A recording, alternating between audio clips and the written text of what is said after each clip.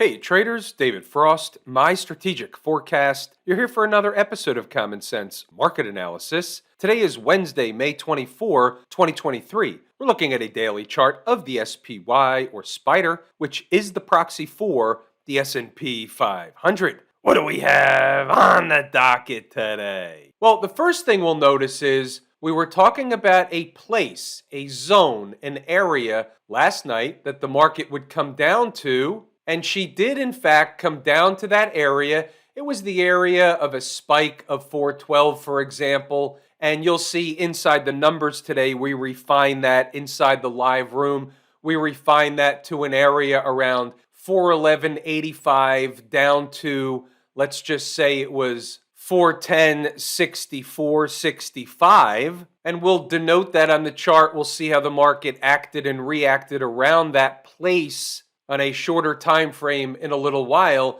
But here's the thing, what we need to know from a daily chart perspective is a couple of things. So first, they got below and they closed below this breakup candle low from yesterday, meaning they closed below it yesterday, opened the door for the 20 period moving average, but you'll see what happened. Instead of trading into this area and into the zone, they opened below the 20 period moving average, still traded into the zone, but they never really had any kind of a stout bounce, stout rally away from in the northern direction out of that zone. So that tells me a couple of things. First, the rescue operation team was on sabbatical today. We'll talk about where this was or why this was in a few moments, meaning that particular line. We talked about it last night, but the fact that they didn't bounce out of here in a hurry tells me, that the destination in the short run is actually lower. They didn't necessarily hit a very important destination and bounce out of there today, which tells us that the market, Mrs. Market, has designs on a lower price. You can see here this breakup candle low is that 410.64, and you can see when you look on a 5-minute chart, for example, any 10-minute chart, 15-minute, 20, 30, 60, doesn't matter, you're going to see the same thing. Right of the vertical is today's activity. That was amagnetic. They did bounce off of it a number of times. Traders in the live room had multiple trades from and around that area. You'll also see, we're jumping ahead a little bit, 411.85 was another number. It was resistance over here, support on the way down. Traders did scalp this on the way down. First thing in the morning, we have something for everybody. We have traders that want to scalp trade at the first number possible. We have traders that wait for a better number in between the lower portion, and therefore they're paid from the lower number. Let's talk about something else. What have we been talking about?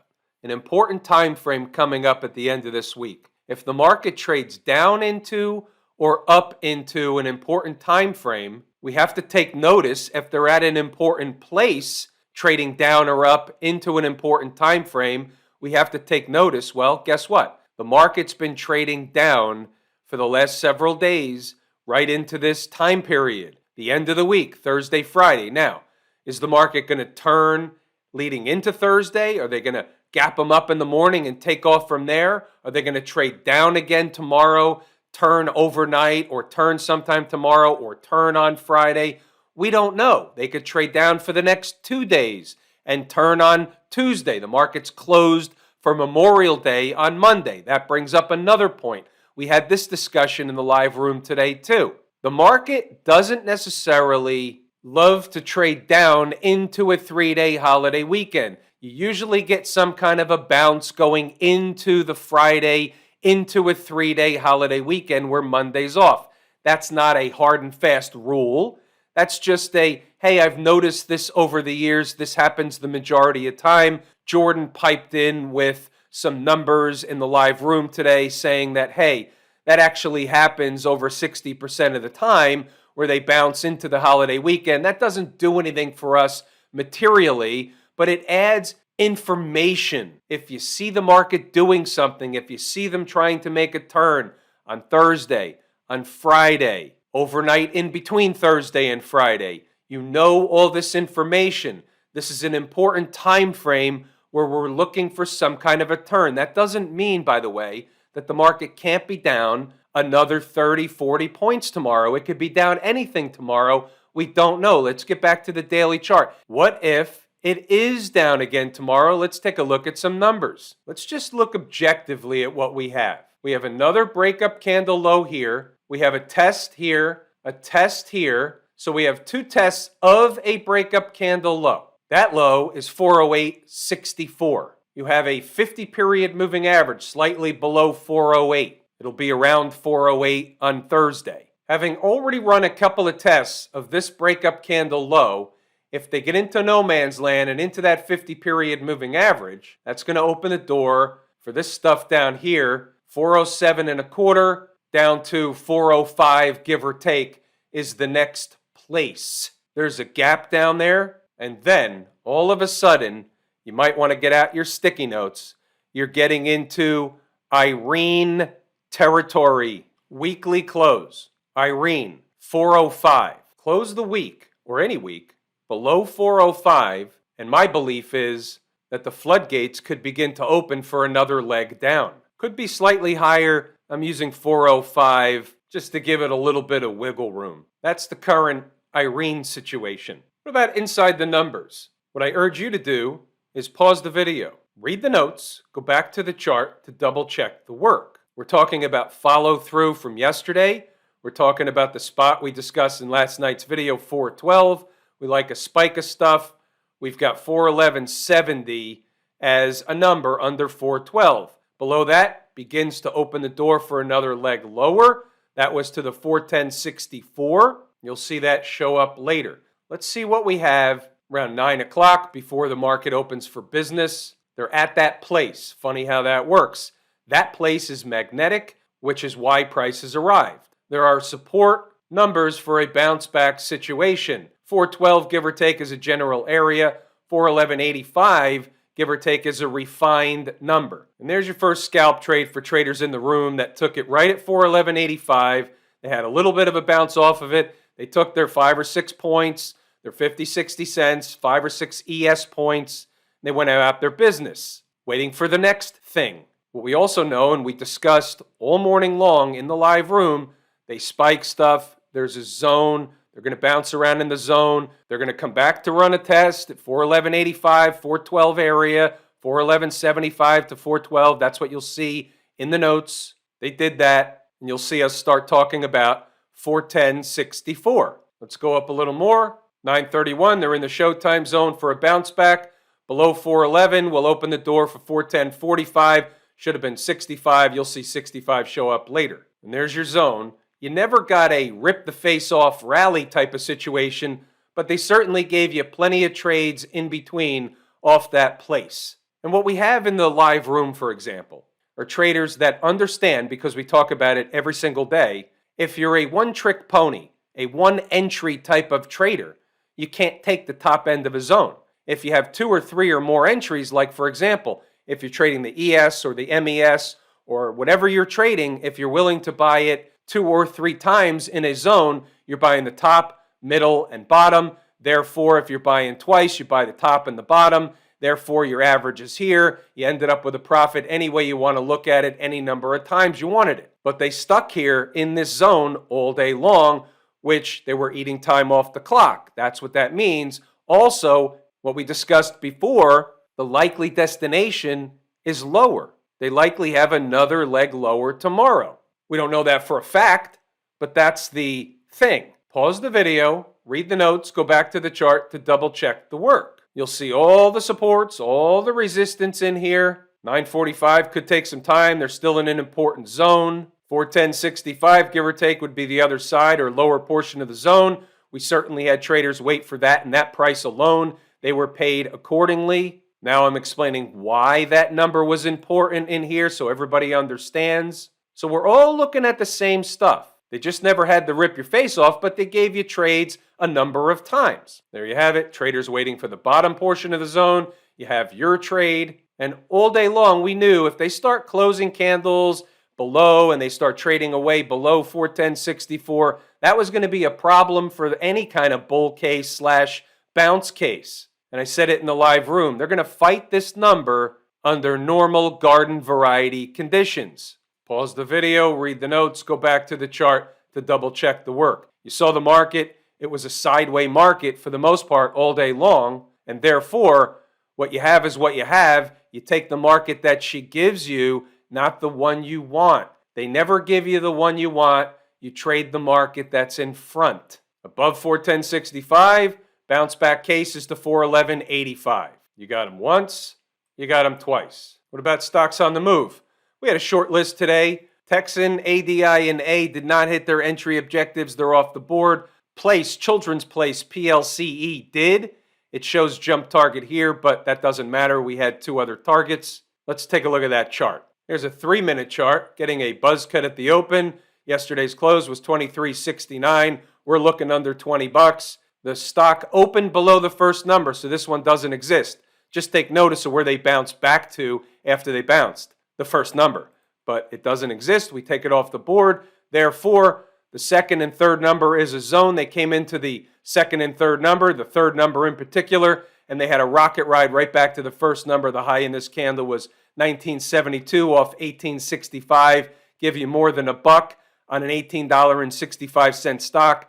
Any math under the sun says that that's more than 5% in minutes. We did have some participation inside the numbers and specifically in the live room in Children's Place today, so kudos to the traders that took that trade. What's going on over in Camp IWM? Decently off the lows into the 50-period moving average, short of the 20. No big deal on that. Nothing to do with that one way or the other. They just didn't hit it. We had that support area / target of 175 to 174 and 3/4 in the IWM. That was posted in the live room. Actually, we had the chart up. We had some traders participate in that as well. That's exactly what the IWM chart looked like in the live room today, 174.75. Between 175 and 174.75. That was the thing. So that worked out. This is really all we need to and what we do know relative to the IWM. Here's the weekly chart. Here's that bearish, flaggish, wedgish kind of thing. It's a range. It's a channel. You have a move down. They're trading in this channel for weeks, months, back and forth. Top of the channel, bottom of the channel. If the top of the channel breaks and they're above these moving averages, that's bullish. They'll be up here somewhere. If this channel holds and they go down to the bottom and the bottom breaks, the dam will open. Likely, if that happens, the SPY is flirting with or already below Irene. There's a little bit of a secret sauce. Not a ton of people know about this. RSP. We've talked about this before, but I haven't brought it up in a while in these videos. The RSP is the equal weight S&P. I think last week we looked at the Q equal weight, QQQE. And this is interesting because on this weekly chart, you can see here that they have a big breakdown candle. You got another bearish wedge. Kind of looks like the IWM, only different. All right, so it doesn't really matter how you draw it out. It's just a channel one way or the other. But this is a bearish type of channel, and it will promote a move in the lower direction if, in fact, they break the lows. But the point that I want to make is look at this chart, focus on this chart, and here we're kind of overlaying another chart. This is the regular SPY. Forget the difference in colors. You can just see this area here is the same as this area here, but it's not even close. Well, what does that tell you? It tells you that there's an overweight, just like the NASDAQ, in the big stocks in the S&P. It's top heavy. When you look at the broad array of stocks, the breadth, and we've talked about this a few times over the last few weeks, the breadth is not good across the market. The market can't stay up on Apple, Nvidia, Microsoft, Oracle, Meta, Amazon, all the names we know. But for now, we have what we have, and we just take in the information and we take it one day at a time. Speaking of Nvidia, I just kind of glanced over. I saw as I'm making this, the market had a nice rally. Well, why is that? Well, look at Nvidia on earnings after hours. Look at that spike. That takes the NASDAQ up. It helps the S&P. The S&P, as I make this video, in the after hours, the thieves in the after hours, they're already up 10 or 15 points, whatever it is. So Nvidia is at a new all-time high. The high in Nvidia is 346.47. Currently trading, as I make this, 365. We have no idea where they'll be at 9:30 a.m. Eastern Standard Time on Thursday. Back to the other stuff. How about the folks down at the transportation department? Below all the moving averages, the trend is down. Breakup candle low, 13,724, closed today below that number. They tested a pivot low here. They have another breakup candle low here and a pivot here. This is melting away. When you look at the weekly chart, and this is representative of stuff or goods that are moving across America, goods moving across the world. This is transportation, planes, trains, and automobiles, plus other stuff. Weekly chart, below all the moving averages. That's not a bullish signal. That's a bearish signal. Markets go up, markets go down. Maybe they'll be up tomorrow, maybe they won't. We're looking at the big picture. We're concerned with where they're headed in the big picture. Day to day, it's noise. Here, we'll jump around a little bit. Back to the spiders. Let's say the market gets a pop. Nvidia's up tomorrow. Everybody says, hey, that's great news. Forget about the debt ceiling, or they do have a debt ceiling deal. They don't, they do, they don't, they do. Whatever it is. Let's say the market's catching a rally for whatever reason. Where are they going? Well, the first place they go is they got to fill this gap over here. Let's say the market's catching a rally. Whatever the news is, it doesn't matter. Let's just say the market's rallying. We're just talking about direction. Doesn't matter the reason. There's a gap right here, 414.09. They get above the 20-period moving average. That's the target. Are they going to back test the 20-period moving average and go sideways for a couple of days and fall? We don't know. But if they get above that 20-period moving average, it opens a door for the gap above 414. It's just that simple. It's never easy, but it is that simple. Off to the Q people. Above all the moving averages, the trend is your friend until your crap gets thrown out the window. They haven't even reached the 20-period moving average yet. We talked about this. Home base. They like to come back and check in at home base. They haven't even got there. There's nothing wrong with this chart. This is a totally different chart than all the rest, but keep in mind, this is not the equal weight. This is the overweight. What's it overweighted in? The top 5, 6, 10 stocks, whatever it is. Just for the heck of it, I'll run down the list. 50% of the Qs is in these 10 stocks. Microsoft, Apple, Amazon, Nvidia, Meta, Google, which is 2 Googles, so it's really a bigger position in Google, so it's Google L and GOOG, Tesla, PepsiCo, PEP, not sure about why that one's in there, and Avago. That's 50% of the Qs. And the reason that the chart looks like this. Now let's take a look at the equal weight since we did it in the SPY. Here's the weekly chart. On the left, we have QQQ. On the right, we have QQQE. This is equal weight on the right, regular weight, QQQ weight, 50% in 10 stocks on the left. You could see here, just look at this pivot high here. They've eclipsed this pivot high. You could see this was a straight run up, and this one is lagging. Why? Because there's a whole host of other stocks, like 90 other stocks in the NQ or the NASDAQ 100, for example, that are not the 10 stocks overweighted by 50% in the Qs. As this was running up recently, this was not doing the same. The QQQE equal weight was not doing the same on the last run up as the QQQ. Not even close. Breadth was not the same. Financials got hit today. Below all the moving averages, the trend is your friend until she throws your crap out the window. You have this pivot low here. This is a higher low. You have this pivot down here. This is low, higher low. Are we going to have a third higher low and a rally, or are they going to come down to test this and break the chain? We'll see what happens. The next 2 days are very important. Put that on a sticky note. Smashmouth, they came down today, but of course, they're rallying tremendously after hours on the Nvidia pop. Is that going to be the catalyst? Is the market going to turn overnight into Thursday, not go down on Thursday? Thursday, Friday was that culmination point. They did technically trade down right into it. We'll see what happens on Thursday. If I told you how much I appreciate each and every one of you, without you, these videos are not possible. That is true and accurate information. We're pulling the ripcord here today. I'm David Frost, my strategic forecast. Thanks again for tuning in to another episode of Common Sense Market Analysis.